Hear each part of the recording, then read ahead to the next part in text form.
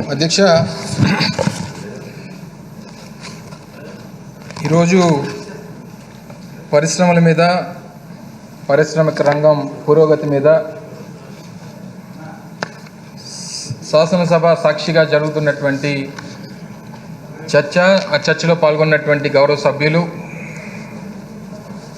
వారు చెప్పినటువంటి అనేక అంశాలు గడిచినటువంటి 3 సంవత్సరాలుగా రాష్ట్రంలో జరుగుతున్నటువంటి పారిశ్రామిక అభివృద్ధి గురించి, జరుగుతున్నటువంటి పరిణామాల గురించి, వస్తున్నటువంటి పరిశ్రమల గురించి,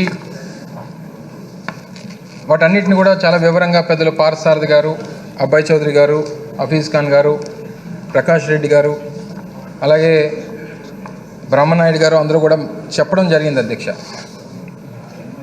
పారిశ్రామిక రంగానికి సంబంధించి అనేక సందర్భాల్లో ముఖ్యమంత్రి గారు గడిచినటువంటి కొంతకాలంగా, గడిచినటువంటి 3-4 మాసాలుగా అనేక పరిశ్రమల ప్రారంభోత్సవ సభల్లో ఆయన చాలా క్లియర్గా చెప్పారు ఏ గ్రూపులు ఈరోజు రాష్ట్రానికి వస్తూ ఉన్నాయి, ఏ రకంగా వారికి రాష్ట్రం సహకరిస్తూ ఉంది, వారికి సంబంధించినటువంటి ప్రతి రూపాయి పెట్టుబడిలో కూడా ప్రభుత్వం నుంచి అందించాల్సినటువంటి సహకారం ఏ రకంగా అందిస్తూ ఉన్నారు అనేటువంటి అన్ని విషయాలను కూడా అనేక సందర్భాల్లో చెప్పారు. వారికి ఏదైనా ఇబ్బంది వచ్చినా, వాళ్ళకి ఏదైనా అవసరం వచ్చినా సరే ఒక ముఖ్యమంత్రి హోదాలో జగన్మోహన్ రెడ్డి గారు, మేము కేవలం ఒక ఫోన్ కాల్ దూరంలో మాత్రమే ఈ ప్రభుత్వం మీకు ఉంది, మీకు ఏ అవసరం ఉన్నా, ఏ ఆటంకం కలిగినా ప్రభుత్వం నుంచి సహకారాన్ని అందిస్తాం, త్వరితగతిన ఆ సమస్యకు పరిష్కారాన్ని చూపిస్తాం, మీరు ఈ రాష్ట్రంలో జరిగేటువంటి, మీరు పెట్టేటువంటి ప్రతి రూపాయికి విలువను తీసుకొస్తాం, మీకు ఒక ప్రశాంతమైనటువంటి వాతావరణంలో మీ పరిశ్రమలు నడుపుకునేటువంటి దానికి సహకరిస్తామనేటువంటి మాట చెప్పడం జరిగింది. అధ్యక్ష, ఈరోజు గడిచినటువంటి 2 సంవత్సరాలుగా ఈజ్ ఆఫ్ డూయింగ్ బిజినెస్లో రాష్ట్ర ప్రభుత్వం, ఆంధ్రప్రదేశ్ మొదటి స్థానంలో, దేశంలోనే మొదటి స్థానంలో వస్తూ ఉన్నాం. గడిచినటువంటి ప్రభుత్వంలో కూడా ఒక మారు వచ్చింది. దానికి సంబంధించినటువంటి విషయాలు కూడా తోటి సభ్యులు మాట్లాడి చెప్పారు. గడిచినటువంటి గత ప్రభుత్వంలో ఇచ్చినటువంటి ర్యాంకింగ్స్ అధ్యక్ష, రాష్ట్ర ప్రభుత్వం ఇచ్చినటువంటి రిపోర్ట్స్ని బేస్ చేసుకొని, రాష్ట్ర ప్రభుత్వం అన్ని రాష్ట్ర ప్రభుత్వాల నుంచి తీసుకున్నటువంటి రిపోర్ట్స్ని బేస్ చేసుకొని, ఆ వచ్చినటువంటి రిపోర్ట్స్ ఆధారంగా రాసినటువంటి ఆ రిపోర్ట్స్ ఆధారంగా సంబంధించినటువంటి ర్యాంకింగ్స్ వచ్చాయి. కానీ ఈ సంవత్సరం వచ్చినటువంటి ఈఓడిబి ర్యాంకింగ్స్లో పూర్తిగా 100% పర్సెప్షన్ సర్వే. అధ్యక్ష, అంటే ఈరోజు ఆంధ్రప్రదేశ్ రాష్ట్రంలో ఉన్నటువంటి పరిశ్రమలకు సంబంధించి ర్యాండమ్గా, థర్డ్ పార్టీతో ర్యాండమ్గా 301 అంశాలకు సంబంధించినటువంటి అంశాల మీద ర్యాండమ్గా సర్వే చేసి మీకు ఏ రకమైనటువంటి సహకారం,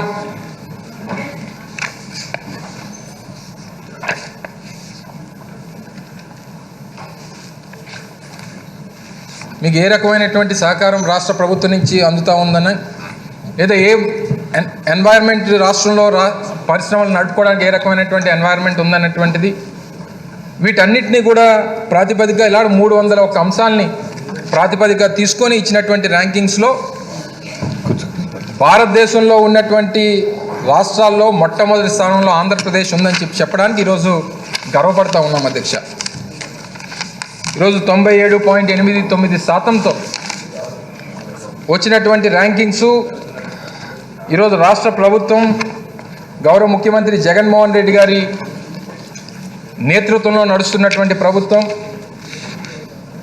పారిశ్రామిక రంగానికి ఏ రకమైనటువంటి సహకారాన్ని అందిస్తూ ఉందన్నటువంటి దానికి ఇది ఒక తార్కాణంగా ఈ సందర్భంగా తెలియజేస్తూ ఉన్నాం. అధ్యక్ష, దాంతోపాటు ఈజ్ ఆఫ్ డూయింగ్ బిజినెస్ సంబంధించి అనేక అంశాలతో పాటు ఈరోజు రాష్ట్ర ప్రభుత్వం, జగన్మోహన్ రెడ్డి గారి ప్రభుత్వం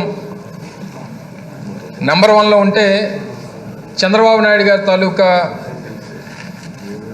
14 సంవత్సరాలు ముఖ్యమంత్రిగా, ఉమ్మడి రాష్ట్రంలో 9 సంవత్సరాలు, తర్వాత 5 సంవత్సరాలు రాష్ట్ర విభజన జరిగిన తర్వాత ఒక 5 సంవత్సరాలు, 14 సంవత్సరాల్లో ఆయన చేసినటువంటి ఘనత ఈ రాష్ట్రానికి సంబంధించి మనం ఈజ్ ఆఫ్ డూయింగ్ బిజినెస్లో జగన్మోహన్ రెడ్డి గారి ప్రభుత్వం ముందుంటే ఆయన ఈజ్ ఆఫ్ సెల్లింగ్ ఇండస్ట్రీస్ ఆయన తాలూకా 9 సంవత్సరాలు సమయంలో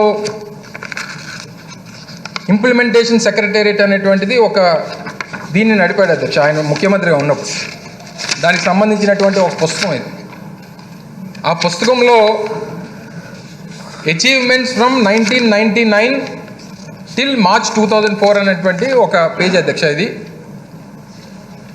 ఇందులో phase 1 enterprises privatised, enterprises closed అని చెప్పి ఫేజ్ 1 ఫేజ్ 2 99-2004 మధ్యలో దేశవ్యాప్తంగా దాదాపు 160 ఇండస్ట్రీస్ మూతపడిపోతే, పబ్లిక్ సెక్టర్ ఇండస్ట్రీస్ కానీ లేదా కోఆపరేటివ్ సెక్టర్కి సంబంధించినటువంటివి కానీ మూతపడిపోతే ఒక్క ఆంధ్రప్రదేశ్లో దాదాపు 60 ఇండస్ట్రీస్ని మూసేసినటువంటి ఘనత చంద్రబాబు నాయుడు గారికి దక్కుతుంది. అందులో ఎంత గొప్పగా రాసుకున్నారు అచీవ్మెంట్స్ అంటే అధ్యక్ష, అచీవ్మెంట్స్ ఫ్రమ్ 1999 టిల్ మార్చ్ 2004 అని చెప్పి అచీవ్మెంట్స్ కింద పెట్టి, ఉదాహరణకి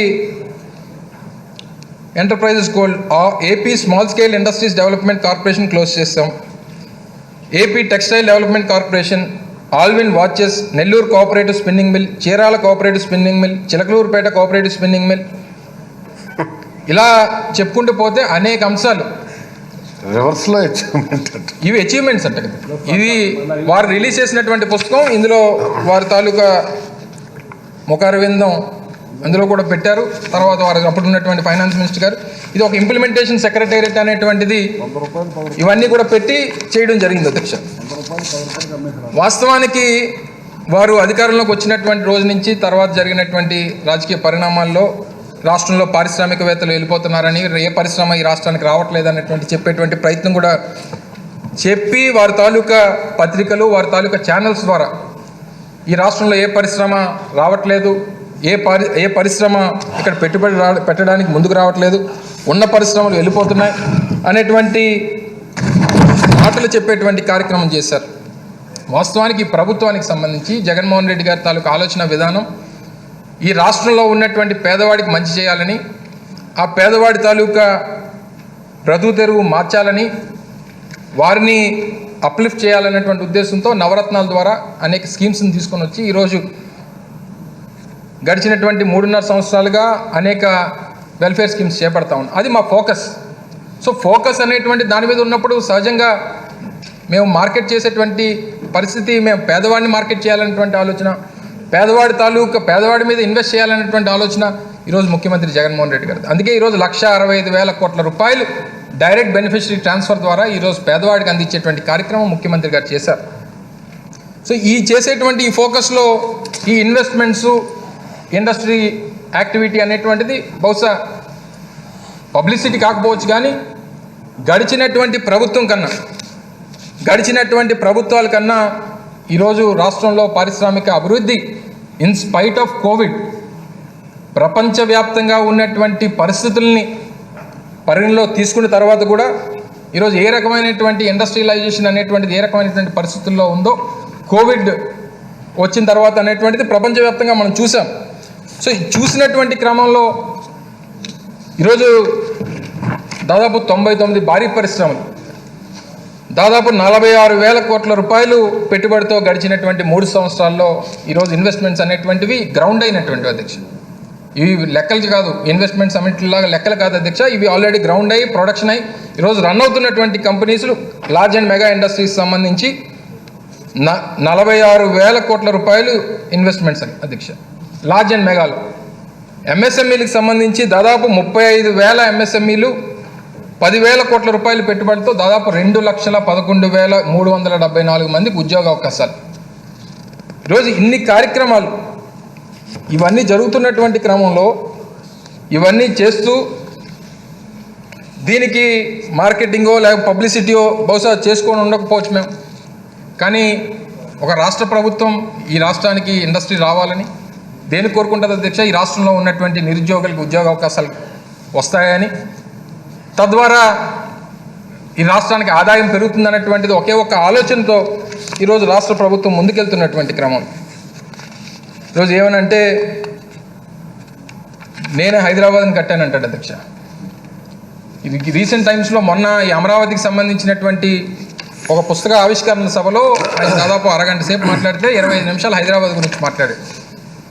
హైదరాబాద్ తాలూకు చరిత్ర అందరికి చెప్పాల్సినటువంటి పని లేదు. దాదాపు 420 సంవత్సరాలు చరిత్ర కలిగినటువంటి హైదరాబాద్, అందులో ఈయన పనిచేసింది 9 సంవత్సరాలు. 1590 శతాబ్దంలో 1591లో ప్రారంభమైనటువంటి హైదరాబాద్ నగరం కులీ కుతుబ్ షా నుంచి ప్రారంభమైనటువంటి యుగం. ఈయన ఏంటంటే గత జన్మలో ఆయన కులీ కుతుబ్ షాలా భావిస్తుంటాడు. 1600వ శతాబ్దంలో మొఘల్ సామ్రాజ్యంలో ఉన్నటువంటి వ్యక్తిలాగా, తర్వాత ఈ నిజాం నవాబులకు సంబంధించినటువంటి ఆ కుటుంబం నుంచి వచ్చినటువంటి వ్యక్తిలాగా ఈ 420 సంవత్సరాలు చరిత్ర కలిగినటువంటి హైదరాబాద్ నేనే కట్టానంటాడు. మొన్న మా ఉత్తరాంధ్ర ప్రాంతంకి వచ్చినప్పుడు ఒక సభలో మాట్లాడుతూ, తమ్ముళ్ళు మీ సెల్ ఫోన్లన్నీ బయట తీయండి అన్నాడు అధ్యక్ష. అందరూ సెల్ ఫోన్లు తీస్తే ఎంత బాగా వాడుతున్నారు తమ్ముళ్ళు, నేను కనిపెట్టిన సెల్ ఫోన్ అని అంటాడు. సెల్ ఫోన్ నేనే కనిపెట్టాను అంటాడు, కంప్యూటర్ నేనే కనిపెట్టాను అంటాడు, ఫాదర్ ఆఫ్ ఇన్ఫర్మేషన్ టెక్నాలజీ నేనే అని చెప్తాడు అధ్యక్ష. ఈరోజు ఈ రకమైనటువంటి గొప్పలు చెప్పుకోవడం, ఈ రకమైనటువంటి ప్రచారాలు చేసుకోవడం, లేనటువంటి దాన్ని ఉన్నట్టుగా ఊహించుకోవడం. ఎవరన్నా మాకు మంచి చేస్తే, ఈరోజు ముఖ్యమంత్రి గారు ఏదైనా మంచి చేస్తే ఈరోజు పక్క రాష్ట్రాలు మాట్లాడుకుంటూ ఉన్నాయి, పక్క రాష్ట్రాలు ఆదర్శంగా తీసుకుంటున్నాయి.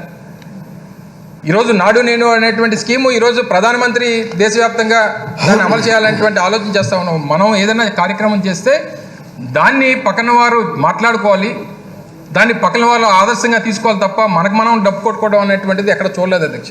ఈరోజు పార్ట్నర్షిప్ సమిట్ల పేరు చెప్పి దాదాపు 120-130 కోట్ల రూపాయలు ఖర్చు పెట్టి 16 లక్షల కోట్ల రూపాయలు పెట్టుబడులు అని చెప్పి 20-40 లక్షల మందికి ఉద్యోగ అవకాశాలు అని చెప్పి మోసం చేసి తీరా అంతా చూస్తే మొత్తం రియలైజ్డ్ ఇన్వెస్ట్మెంట్ ఎంత అధ్యక్ష? 30,000 కోట్లు, 34,000 కోట్ల రూపాయలు.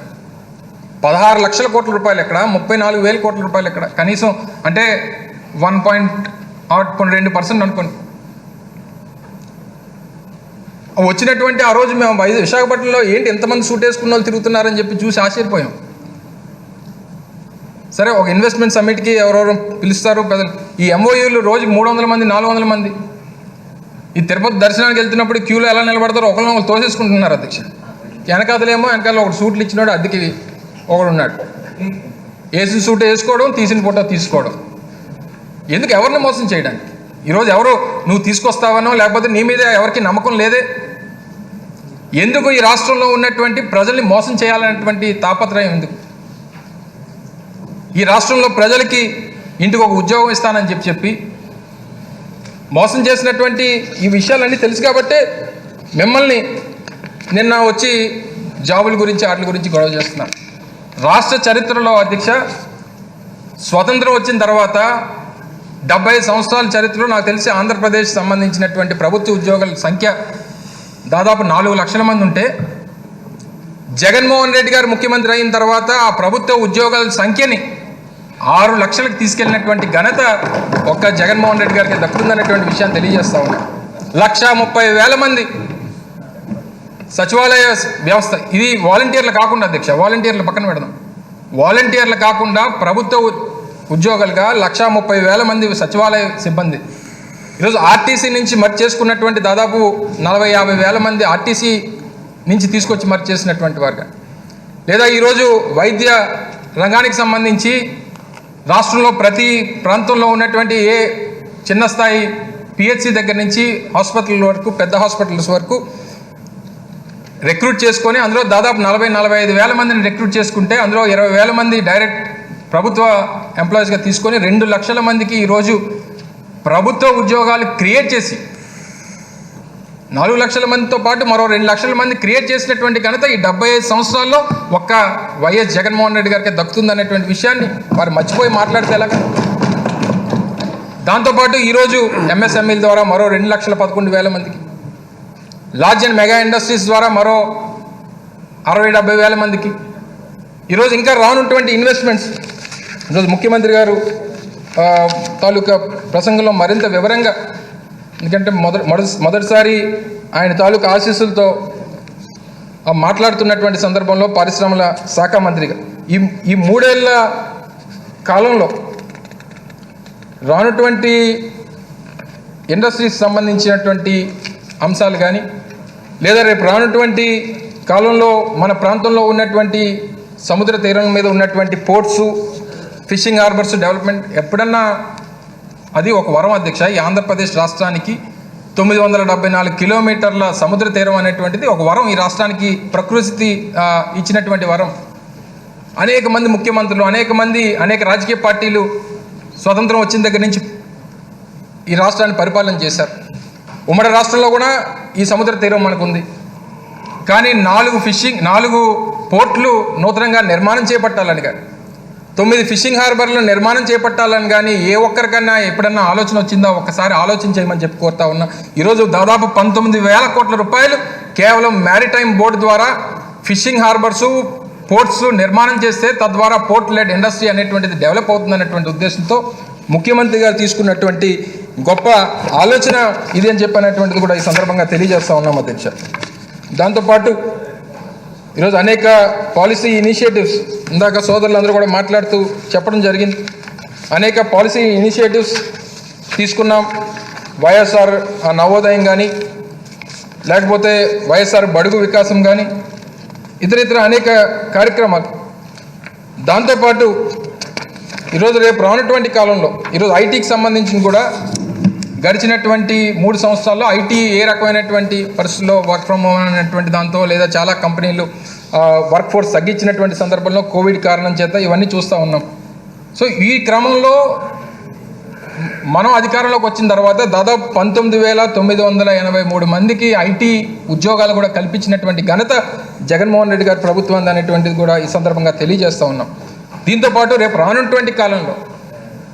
రానటువంటి కాలంలో అండర్ ఇంప్లిమెంటేషన్లో ఇప్పటికే అగ్రిమెంట్లు ఇప్పటికే క్యాబినెట్ నిర్ణయాలు తీసుకున్నటువంటి కానీ, లేదా ఇంప్లిమెంట్ చేస్తామని చెప్పి ముందుకు వచ్చినటువంటి వారు కానీ దాదాపు 1,57,000 కోట్ల రూపాయలు పెట్టుబడులు ఈ రాష్ట్రానికి రాబోతా ఉన్నాయనేటువంటిది గర్వంగా ఈ సందర్భంగా తెలియజేస్తూ ఉన్నాం. దాంతోపాటు మరో 1,25,000 మందికి ఉద్యోగ అవకాశాలు కూడా రాబోతా ఉన్నాయని కూడా ఈ సందర్భంగా తెలియజేస్తూ ఉన్నాం. ఇది పబ్లిక్ సెక్టర్ యూనిట్లు కాకుండా అధ్యక్ష, మరో 4 పబ్లిక్ సెక్టర్ ఇండస్ట్రీస్ కూడా, పిఎస్యూస్ కూడా దాదాపు 1,00,000 కోట్ల రూపాయలు పెట్టుబడితో మరో 80,000 మందికి ఉద్యోగ అవకాశాలు కల్పించేటువంటి కార్యక్రమాన్ని కూడా చేయబోతా ఉన్నాం. ఈరోజు ఎంఎస్ఎంఈస్ సంబంధించినటువంటి ఏ రకమైనటువంటి చేయూతనిచ్చామో, ఏ రకంగా వారికి సహకారాన్ని అందించామో, దాదాపు 1,324 కోట్ల రూపాయలు గడిచినటువంటి 2 సంవత్సరాల్లో ఎంఎస్ఎంఈస్ని వారు కాపాడడానికి, కోవిడ్ లాంటి పరిస్థితుల్లో ఎంఎస్ఎంఈస్కి మరింత వారికి మేలు చేయాలన్నటువంటి ఉద్దేశంతో చేసినటువంటి కార్యక్రమం. గడిచినటువంటి ప్రభుత్వాలు విడిచిపెట్టినటువంటి బకాయిలు కూడా ఈరోజు జగన్మోహన్ రెడ్డి గారు అధికారంలోకి వచ్చిన తర్వాత వారిని నిలబెట్టాలని, ఇటువంటి పరిస్థితుల్లో వారిని తోడుగా ఉండాలని వారికి సహకరించినటువంటి సందర్భాలు కూడా ఈ సందర్భంగా గుర్తు చేస్తామన్నాం అధ్యక్ష. దాంతోపాటు ఈరోజు అత్యంత ప్రతిష్టాత్మకమైనటువంటి బల్క్ డ్రగ్ పార్క్ అధ్యక్ష. ఈరోజు కాకినాడ ప్రాంతంలో, కేసీజెడ్ ప్రాంతంలో బల్క్ డ్రగ్ పార్క్ గురించి దేశంలో ఉన్నటువంటి 17 రాష్ట్రాలు పోటీ పడ్డాయి అధ్యక్ష. దేశంలో 17 రాష్ట్రాలు పోటీ పడితే దక్షిణ భారతదేశంలో ఆ బల్క్ డ్రగ్ పార్క్ని సాధించినటువంటి ఏకైక రాష్ట్రం ఒక్క ఆంధ్రప్రదేశ్ అనేటువంటి విషయాన్ని ఈ సందర్భంగా చెప్పడానికి గర్వపడుతూ ఉన్నాం. తీరా బల్క్ డ్రగ్ పార్క్ వస్తే ఏం చేశారు అధ్యక్ష? మరుసటి రోజు ప్రతిపక్షం లేఖ రాసింది కేంద్ర ప్రభుత్వానికి, ఇది పెట్టడానికి వీల్లేదు, రావడానికి వీల్లేదు, ఇక్కడ వస్తే ఇక్కడ మాకు తలనొప్పి వస్తుంది, మాకు కడుపు నొప్పి వస్తుంది. వారి కడుపు మంటకి తయారు చేసేటువంటి మందులు తయారు చేస్తాం అధ్యక్ష. అక్కడ బల్క్ డ్రగ్ పార్క్ వస్తే వీరికి సప్లై చేయడానికి సరిపోయినటువంటి డ్రగ్స్ అన్నీ కూడా ఈర్ష్య, లేకపోతే ఈ ప్రాంతం మీద, ఆ ప్రాంతంలో పుట్టి పెరిగినటువంటి వ్యక్తి అధ్యక్ష. ఆ ప్రాంతంలో అనేక ప్రభుత్వాలు, అనేక సందర్భాల్లో ఈ రాష్ట్రానికి మంత్రిగా పనిచేసినటువంటి వ్యక్తి, ఆ ప్రాంతం నుంచి ప్రాతినిధ్యం వహించినటువంటి వ్యక్తి, చివరికి ఆ ప్రాంతంలో ఉన్నటువంటి ప్రజలకి మేలు జరుగుతూ ఉంటే, ఆ స్థానికంగా ఉన్నటువంటి వారికి ఉద్యోగావకాశాలు వస్తున్నటువంటి క్రమంలో దాదాపు 15,000 మందికి డైరెక్ట్ ఎంప్లాయ్మెంట్, మరో 20,000 మందికి ఇండైరెక్ట్ ఎంప్లాయ్మెంట్, దగ్గర 34,000 కోట్ల రూపాయలు పెట్టుబడులు వచ్చేటువంటి పరిస్థితులు. ఈరోజు పక్కన ఉన్నటువంటి రాష్ట్రాలు ఈర్ష్యపడతా ఉన్నాయి బల్క్ డ్రగ్ పార్క్ ఆంధ్రప్రదేశ్కి వెళ్ళిపోయిందని చెప్పి. ఈరోజు అంత ఘనత సాధించి ఈ ప్రాంతానికి మంచి చేయాలని చెప్పి ఆలోచన ముఖ్యమంత్రి గారు చేస్తూ ఉంటే ఈరోజు సాధించుకొని తీసుకొస్తూ ఉంటే దాని మీద లేఖలు రాస్తారు. ఒక పక్కేమో పరిశ్రమలు రావట్లేదంటారు. మొన్న ముఖ్యమంత్రి గారితో కలిసి దావోస్ వెళ్ళేటువంటి అవకాశం దొరికింది. వారి డెలిగేషన్లో వెళ్ళినప్పుడు కొన్ని ప్రాంతాల్లో అక్కడ అనేక డిస్కషన్, అంటే ఈ రాష్ట్రం తాలూకా బ్రాండ్ ఇమేజ్ని ఏ రకంగా దెబ్బతీయాలనేటువంటి ఆలోచన ఈరోజు ప్రతిపక్షాలు చేస్తూ ఉన్నాయనేటువంటి దానికి ఒక ఉదాహరణ అధ్యక్ష. అక్కడ ఉన్నటువంటి ఒక ఇండస్ట్రీ, నేను పేరు చెప్పను కానీ అక్కడ ఉన్నటువంటి ఒక ఇండస్ట్రీ, ఆ ఐటీ ఇండస్ట్రీకి సంబంధించినటువంటి ఒక వ్యక్తిని కలవడానికి వెళ్ళినప్పుడు ఇలా విశాఖపట్నం కేంద్రంగా ఐటీ ఆపరేషన్స్ అనేటువంటివి స్పీడు అందుకుంటా ఉన్నాయి, మీ తాలూకా ఇండస్ట్రీ, మీ తాలూకా కంపెనీ అనేటువంటిది విశాఖపట్నం కేంద్రంగా పెడితే బాగుంటుందని చెప్పానంటే వారు అన్నారు, విశాఖపట్నం వరదలు వస్తే మునిగిపోతుందట కదా అని చెప్పని అడిగారు అధ్యక్ష.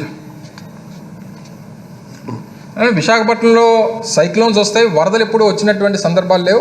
సరే సైక్లోన్స్ వచ్చినా సరే వాటర్ ఫ్లో అనేటువంటిది ఎప్పుడు నగరంలో నిలబడినటువంటి సందర్భాలు కూడా ఎప్పుడు లేవు. అబౌవ్ మెయిన్ సీ లెవెల్ పైనే ఉంటుంది సార్. ఇప్పుడు లేదు నేను కొన్ని పత్రికల్లో చదివాను. ఆయన తెలుగువాడు అధ్యక్ష, ఈ ప్రాంతానికి, ఈ పరిసర ప్రాంతాలకు చెందినటువంటి వ్యక్తి. ఆయన లేదు కొన్ని పత్రికల్లో చదివాను. మీరు ఏ పత్రిక చదివారో నాకు అర్థమైందండి. దాదాపు 1.5-2 సంవత్సరాల క్రితం ఆంధ్రజ్యోతి పత్రికలో అధ్యక్ష, మరో 30 సంవత్సరాల్లో విశాఖపట్నం అనేటువంటి నగరమే ఉండదు, ఈ నగరం అంతరించిపోతుంది, సముద్రం దీన్ని మింగేస్తుందని చెప్పి రాశాడు అధ్యక్ష. అంటే ఎప్పుడు రాశాడు అధ్యక్ష? జగన్మోహన్ రెడ్డి గారు విశాఖపట్నాన్ని పరిపాలనా రాజధాని చేయాలని చెప్పి విశాఖపట్నంలో పరిపాలనా రాజధాని పెట్టి ఇక్కడి నుంచి రాజధాని ఈ ప్రాంతానికి, ఆ ప్రాంతానికి మంచి చేయాలని చెప్పి ఆలోచన వచ్చిన దగ్గర నుంచి ఈ కొత్త స్కీమ్ అధ్యక్ష. సముద్రం వచ్చి విశాఖపట్నాన్ని మింగేయడం ఏంటి అధ్యక్ష? వీళ్ళు మింగేసిందంతా మింగాల్సిందంతా మింగేసి ఎప్పుడు కూడా ఏ రోజు విశాఖపట్నానికి, నిన్న కూడా డిబేట్ జరిగింది అధ్యక్ష, ఏ రోజు విశాఖపట్నానికి కానీ, ఏ రోజు ఉత్తరాంధ్ర ప్రాంతానికి కానీ ఒక్క పరిశ్రమ పేరు చెప్పనండి అధ్యక్ష. ఈ పెద్ద పరిశ్రమ నా హయాంలో తీసుకొచ్చానని చెప్పనండి వాళ్ళు. ఆ రోజు రాజశేఖర రెడ్డి గారి హయాంలో విశాఖపట్నంలో అచ్యుతాపురం సెస్ తీసుకొస్తే ఈరోజు బ్రాండిక్స్ లాంటి కంపెనీలు వస్తే ఆ బ్రాండిక్స్లో ఈరోజు 22,000 మంది ఒకే ఒక్క ఇండస్ట్రీలో పనిచేస్తూ ఉన్నారు అధ్యక్ష. ఒక కంపెనీ వస్తే ఆ కంపెనీ ద్వారా 4గురికి ఉపాధి కలగాలి, అది కూడా ఆ పరిసర ప్రాంతాల్లో ఉన్నటువంటి మహిళలకి ఈరోజు ఉపాధి కల్పించేటువంటి ఇండస్ట్రీస్ దగ్గర 60,000-70,000 మంది పనిచేస్తూ ఉన్నారు. ఫార్మాసిటీ వచ్చింది, అక్కడ ఒక 30,000-35,000 మంది పనిచేస్తూ ఉన్నారు. ఈరోజు ఒక ఆలోచన, ఈరోజు ఐటీ రంగాన్ని ఈరోజు కనీసం రాష్ట్ర విభజన జరిగిన తర్వాత ఆంధ్రప్రదేశ్లో ఐటీ అనేటువంటిది నడుస్తుందంటే ఆ రోజు రాజశేఖర రెడ్డి గారు ముఖ్యమంత్రిగా ఉన్నప్పుడు హైదరాబాద్తో ధీటుగా విశాఖపట్నాన్ని కూడా అభివృద్ధి చేస్తే బాగుంటుంది, ఒక మంచి వాతావరణం విశాఖపట్నంలో ఉంటుందని చెప్పి ఐటీని తీసుకొని వచ్చి ఈరోజు ప్రమోట్ చేస్తే ముఖ్యమంత్రి గారు కొత్తగా బీచ్ ఐటీ డెస్టినేషన్గా విశాఖపట్నాన్ని ప్రమోట్ చేయండి అని చెప్పి వారి ఆదేశాల మేరకు ఈరోజు ప్రమోట్ చేస్తుంటే ఈరోజు చాలా గర్వంగా చెప్పగలుగుతా ఉన్నాం అధ్యక్ష, ముఖ్యమంత్రి గారి తాలూకా నేతృత్వంలో ఇన్ఫోసిస్ లాంటి సంస్థలు విశాఖపట్నం నుంచి వారి తాలూకా ఆపరేషన్స్ మొదలు పెడతా ఉన్నాయనేటువంటిది గర్వంగా చెప్పగలుగుతా ఉన్నాం. ఈరోజు అటువంటి పెద్ద కంపెనీలు ఈరోజు విశాఖపట్నం కేంద్రంగా వారి ఆపరేషన్స్ మొదలు పెడితే మిగిలినటువంటివి కూడా ఈరోజు Tier 2 సిటీస్, దేశంలో ఉన్నటువంటి Tier 2 సిటీస్గా ఉన్నటువంటి విశాఖపట్నం లాంటి నగరాల్లో ఆపరేషన్స్ తీసుకొని వస్తే అనేక ఇతర MNCs కూడా రావడానికి అవకాశం ఉంటుందని చెప్పి ఉద్దేశంతో ఈరోజు అటువంటి కార్యక్రమాలన్నీ కూడా చేస్తూ ఉన్నాం. ఈరోజు వైఎస్ఆర్ జగనన్న మెగా ఇండస్ట్రియల్ హబ్గా ఈరోజు తీసుకున్నటువంటి కడప జిల్లాలో ఉన్నటువంటి కొప్పర్తి ప్రాంతంలో అభివృద్ధి చేసేటువంటి కార్యక్రమాలు కానీ, లేదా తిరుపతిలో ఉన్నటువంటి ఎలక్ట్రానిక్ మ్యానుఫ్యాక్చరింగ్ క్లస్టర్స్ కానీ, ఈరోజు దాంతోపాటు విశాఖపట్నం చెన్నై ఇండస్ట్రియల్ కారిడార్స్ కానీ, లేదా హైదరాబాద్ బెంగళూరు ఇండస్ట్రియల్ కారిడార్ కానీ, లేదా చెన్నై బెంగళూరు ఇండస్ట్రియల్ కారిడార్స్ కానీ, వీటన్నిటి మీద దాదాపు 48,000 ఎకరాలు ఈరోజు పారిశ్రామిక భూములు విశాఖపట్నం కేంద్రంగా ఈరోజు చేసేటువంటి కార్యక్రమం చేస్తూ ఉన్నాం అధ్యక్ష. ఇలాంటి అనేక కార్యక్రమాలన్నీ కూడా ఈరోజు పారిశ్రామికంగా అభివృద్ధి చేయాలని చెప్పి ముఖ్యమంత్రి గారి ఆదేశాల మేరకు చేస్తున్నటువంటి క్రమంలో ఈ జరుగుతున్నటువంటి పారిశ్రామిక అభివృద్ధిని చూసి ఓర్వలేక కడుపుమంటతో ఉన్నటువంటి ప్రతిపక్షం ఇప్పటికన్నా రాష్ట్రం మంచి చేయకపోగా రాష్ట్రం తాలూకా బ్రాండ్ ఇమేజ్ని దయచేసి దెబ్బతీయొద్దని చెప్పి ఈ సందర్భంగా మీ ద్వారా వారిని కోరుకుంటూ రాష్ట్రానికి సంబంధించినటువంటి పారిశ్రామిక అభివృద్ధి గౌరవ ముఖ్యమంత్రి జగన్మోహన్ రెడ్డి గారి నేతృత్వంలో మరింతగా ముందుకు తీసుకెళ్తాం. రాష్ట్రంలో ఉన్నటువంటి పారిశ్రామిక రంగాన్ని రాష్ట్రంలో ఉన్నటువంటి నిరుద్యోగ యువతకి మరింత ఉపాధి కల్పించేటువంటి కార్యక్రమానికి ముఖ్యమంత్రి గారి నేతృత్వంలో ముందడుగు వేస్తామని చెప్పి సందర్భంగా తెలియజేసుకుంటూ సెలవు తీసుకుంటా ఉన్నాను అధ్యక్ష.